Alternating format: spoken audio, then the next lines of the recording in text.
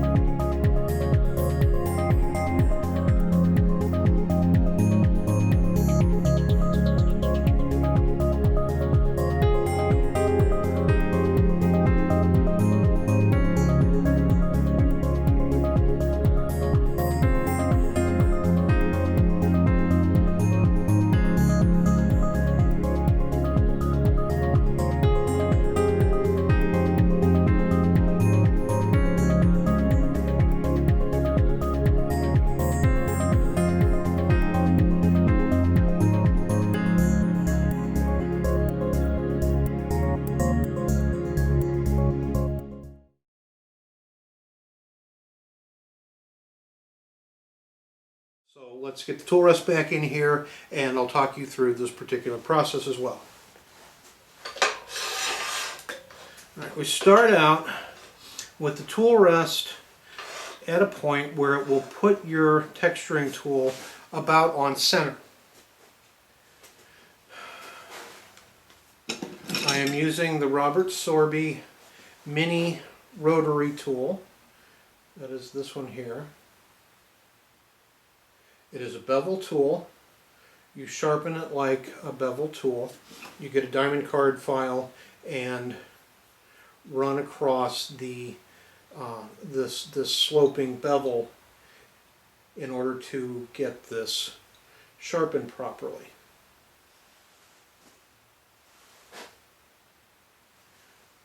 Just run your card across that. Alright, the other thing is the setup of this tool. When it comes to you, the cutter is usually reversed, where the bevel is close to the threaded nut, the screw here. You need to take the cutter out and reverse it so that the bevel is opposite of the threaded screw, because the rotation of your tool on the wood, if it was set up the other way, the nut would actually be in your way for the process of making the detail, and the rotation of the cutting tool will eventually back that screw out. The whole thing will fall apart in the middle of your detail work, which is not good. That kind of defeats the purpose of this whole thing, is when your tool falls apart. You know, it's just not a good thing. So when you buy this new or used, make sure that the angled bevel is on the opposite side from where this screw goes in. This will minimize the chance, or it'll eliminate the chance of your tool falling apart in the middle of a texturing detail session. All right. With the tool being applied on center, you can make a variety of different patterns just by changing the orientation of the tool itself to the surface of the wood. Now what I'm going to do is I'm going to start at about a 45-degree angle, and I'm going to come in and just ease the tool into the wood. It's just a standard bevel tool. You use it as you would any other scraping type tool. The scraper part just happens to rotate. Speed, you want your speed down. You want it, for this tool, you want it under 500 if you can. And you're just going to ease that tool into the wood and hold it there. Some people say 5 seconds, count to 5 seconds. Some people say more than that, sing the first couple of lines of Happy Birthday. Me, I just go by look, and you're not applying a whole lot of pressure. You're not trying to use this as a gouge tool or anything. You're just trying to carefully remove wood fibers in a manner that leaves you a nice clean pattern. You don't want to apply too much pressure, which could gouge the pattern and make for some frayed edges, which is going to cause either you to want to turn the design away and either start again or not do it at all because you're not happy with it, or you will have to do some repair work with sandpaper. And this very fine detail, it's a pain in the butt. So go slow, don't apply too much pressure, ease the tool into the wood and see where it goes. Now the downside is when you remove the tool from the wood, don't put it back in the same spot. You're never going to get it to line up properly unless you know what you're doing, or you've practiced this before and you're trying to get more of a mishmash random pattern instead of a clean pattern. But yeah, definitely take some time to get to know the tool, experiment, see what you can do, see what you like, see what you don't like. I have a tendency to do the same thing with some of these cutters every single time, just because that's what I like. Anyway, all right, let's go ahead and put some texture on this. I've got the speed down, my tool rest is set, locked into place. I've got the camera set, hopefully so that you can see what I'm doing as I'm doing All right, I'll keep my hands out of the way. Just come in at about a 45-degree angle. All right, normally I hold it with my hand on top, but you can't see what I'm doing. So I'm going to remove my hand from the top and just get my thumb wrapped around it for stability so that you can see. All right, here we go.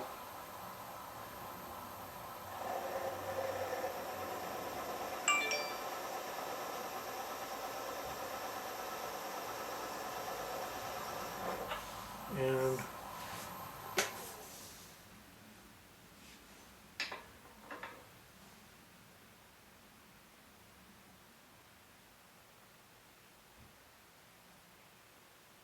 all right, you can kind of see, let's move this camera just a little bit more, and you can kind of see what we got going there.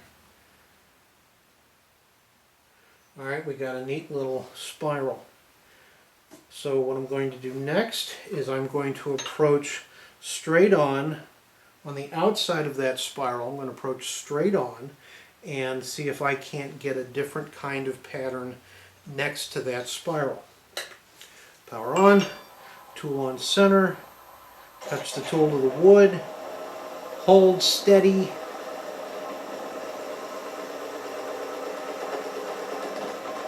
Now we're hitting something.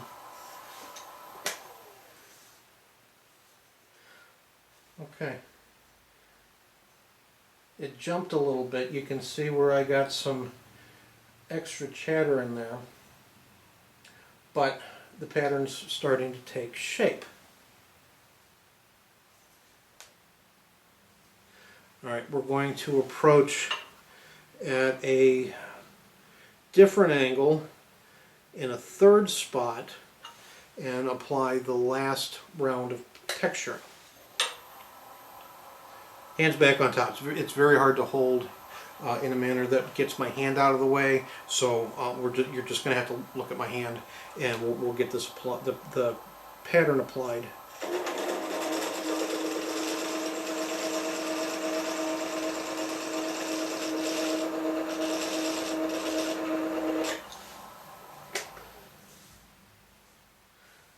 All right, now you can see a definite third variation of that pattern. What I like to do after that is I like to define my patterns. I have a shop-made 3-point tool. It's just a piece of high-speed steel. It was actually a spindle gouge that came in my very first Harbor Freight tool set. It was like, I think it was a 3/16 spindle gouge or something. It was useless. The flute was cut wrong. I could not get it sharpened, and it was just sitting in my tool rack annoying me. And one day I saw a video where somebody made a 3-point tool out of just a piece of round stock high-speed steel. It's like, I bet you I could take that spindle gouge, take it out of the handle, reverse it, put it back in, and turn it into my own 3-point tool. I did that, it worked, and now this allows me to get some nice detail lines on these smaller pieces. So what I'm going to do is I'm going to define borders in between these detail ridges, and that will allow a much cleaner look on the finished piece. So we're going to go ahead and do that. I'm going to get my speed back up in order to get a clean cut. I'm going to move my tool rest a little bit closer, and let's make a couple of rings.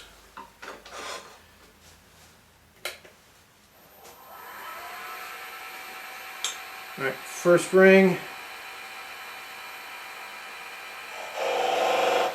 Tool rest is a little low for this tool. Power off. Should have checked that first. Straight on. This is a scraping tool as well. Next line. And then a line on the outside as well.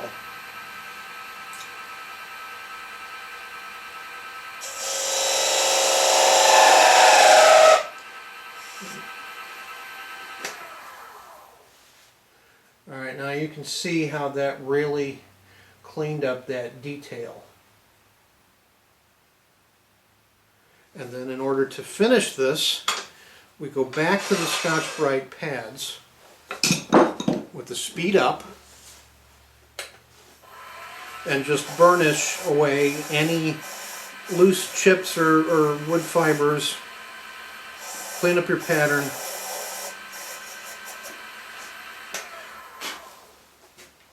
And there you go.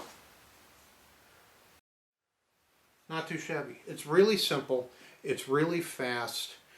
It doesn't require a bunch of additional specialty tools.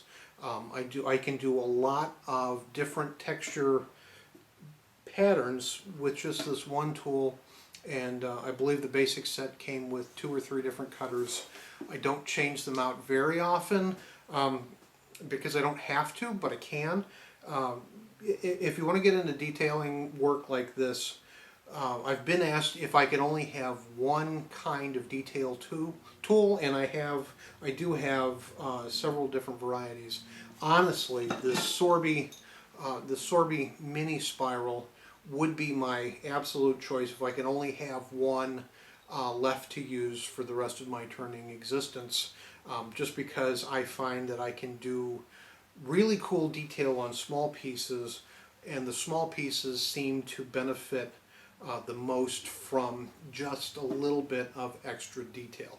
I started doing some more elaborate pieces, and I don't ever want to give up the rest of my tools just because it makes a really cool finished product. But if I had to pick one, just one, I would always go for the Sorby Mini Spiral Tool. Very flexible, lots of things you can do. And no, I don't sell them, I just really like that. Alright, we're going to move on to finishing and start out, just like always, with some sanding sealer.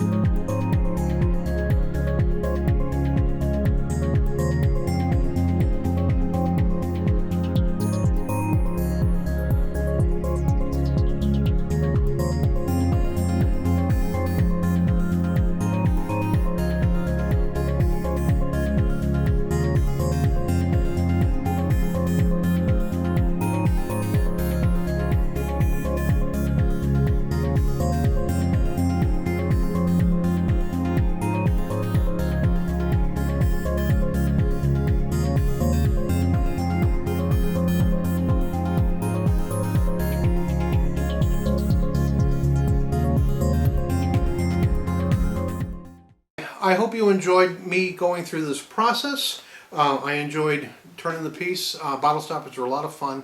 It's a quick turn. Normally it doesn't take me this long, but I'm trying to go slow and you know, explain things for you.